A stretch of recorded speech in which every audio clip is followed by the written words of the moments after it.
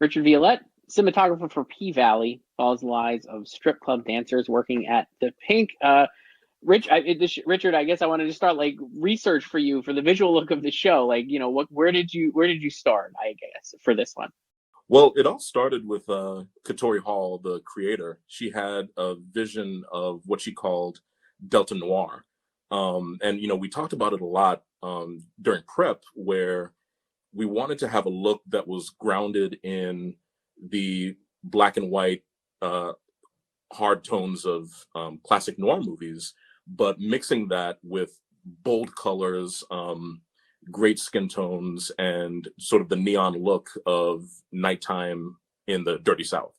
And so, we wanted to mix those two things and come up with something that was singular and something that was bold and authentic to the world that she wanted to create. And she called that Delta Noir.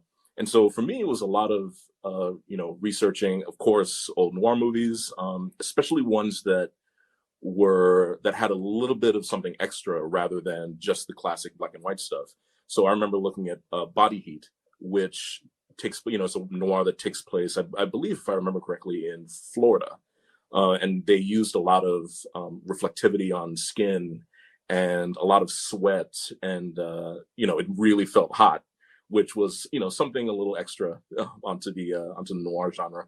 And that stuck with me a lot, because that's something that we wanted to use. I really wanted to get reflectivity and specularity in the actors' skins, because the skin tones were completely different, and I really wanted to highlight that a lot. And also, reading the script, Katori Hall, she's a playwright, and her writing is it's really interesting. It's extremely descriptive, and it really helps to guide a cinematographer to how to approach a lot of this stuff. And she really wanted the nightclub where the story mostly takes place. She wanted that to really feel alive, and I wanted to have the lighting create life in the club as well too. So I tried to incorporate a lot of different types of lighting, whether it was the actual stage lighting, the theatrical stage lighting that we used, street lights from outside, and even cell phone lights, and combine all of that with flares and with different colors to really make it feel as if the lighting is a part of the party as well too. And I was really proud of a lot of the stuff we were able to do. And then obviously, what we also wanted to go for as well was really showing the boldness and the audacity and the confidence that our characters had, these exotic dancers.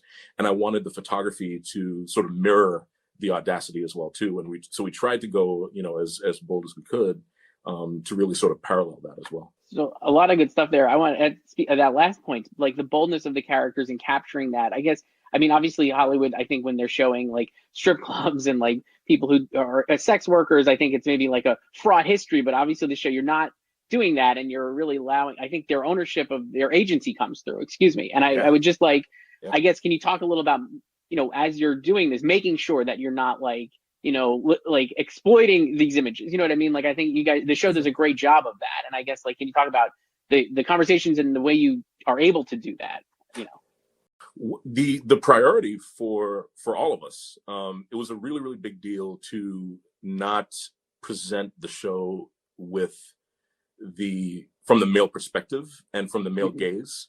We really wanted to go with the female gaze a lot. And that's something that Katori kept mentioning, and it's something that especially being a man myself, and I was fortunate enough to that they thought that I would do a good enough job with this. I felt even more of a responsibility as well, just because just knowing that I have my own that I am a man, and so I do have the male gaze, and just making sure that didn't like come through in the way that I didn't want. So I felt a strong responsibility to make sure that I really told it from the female gaze. And what that meant for us was, because like you said, like so much of the media these days and in the past treated exotic dancers and sex workers as props, whether things to save or or things to or obstacles to get over or something like that, or even set dressing. A lot of the times strippers have been treated that way, and we wanted for this, as you mentioned so eloquently, we wanted for this to give these workers back their agency. So we wanted to treat even though there is a sexual component to it, we wanted to treat it as if we wanted to treat it as what it is, which is a sport and a job as well too.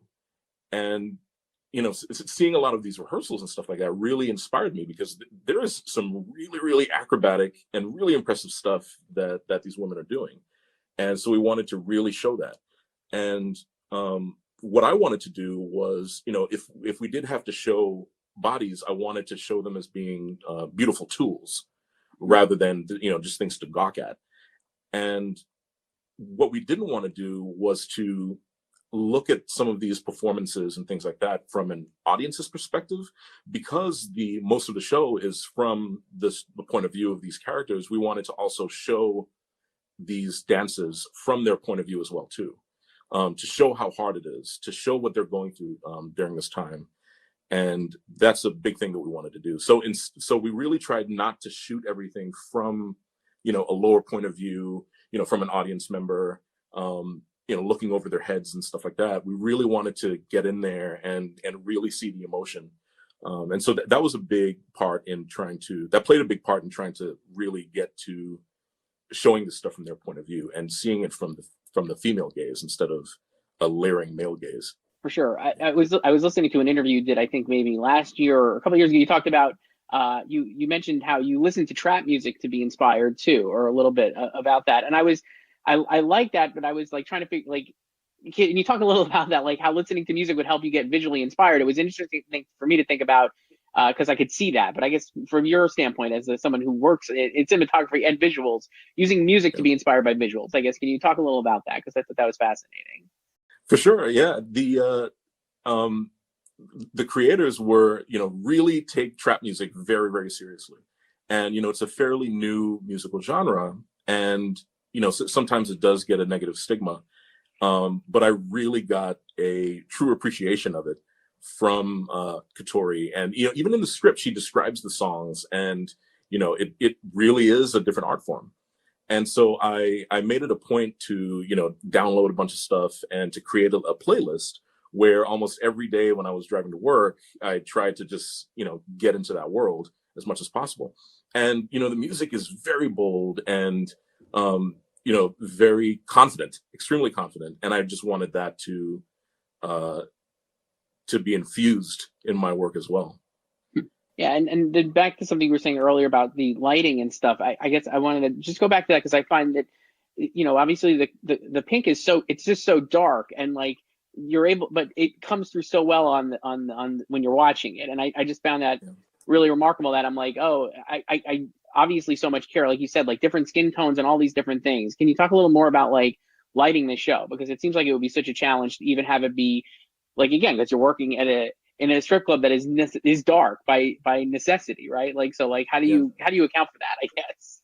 Yeah, and not only was it dark, but we really didn't want it to be a very, very fancy strip club as well too, because it's a strip club on its last legs, right? It's about to be closed down. That's a big part of the first season.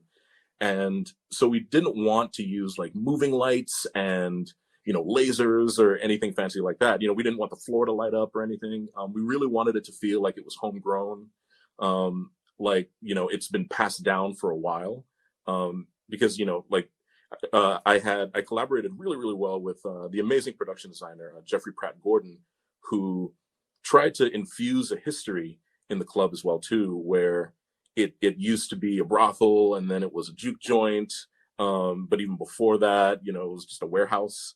So we really wanted to get that feel as well too, and we thought that having the fancy lights and things like that would just step away from that. So with that, it made it even more difficult to really have some interesting lighting in there. So we ended up having an idea to use LEDs, because we wanted the control of color and the control of intensity, with a flip of a switch. But because LEDs are a lot newer and a lot more expensive, we had to disguise them. So we ended up, like, I think it was on Craigslist or something like that. We found a bunch of like old par cans, and we just took the guts out, and we were able to put a lot of our lights inside these old cans, which are something that you can get for, $10 off Craigslist if you really wanted to, if you were the owner of a club. So we thought that those, if we saw those things, that they would look a lot more in line with what we wanted. And we ended up, because we wanted a lot of color, there was a lot of testing that we did with different colors, and how it affected skin tones. And one of the hardest things was finding colors that could mix well.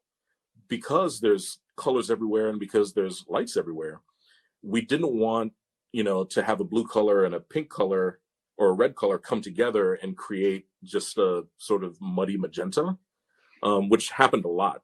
So it took a lot of trial and error to find the colors that really worked well together. And, that helped to create a lot of the contrast that we wanted and a lot of the life that we wanted in the club as well. And I think with that, plus obviously a lot of atmosphere and, great makeup and wardrobe, I think it really made the club come to life, but still not be too bright or too dark or feel too high, too expensive as well, too, for lack of a better term. I thought we succeeded with it. Yeah, I would agree. Richard Vialet, thank you so much. P Valley on Starz. Stick around. We'll see you in the roundtable at the end.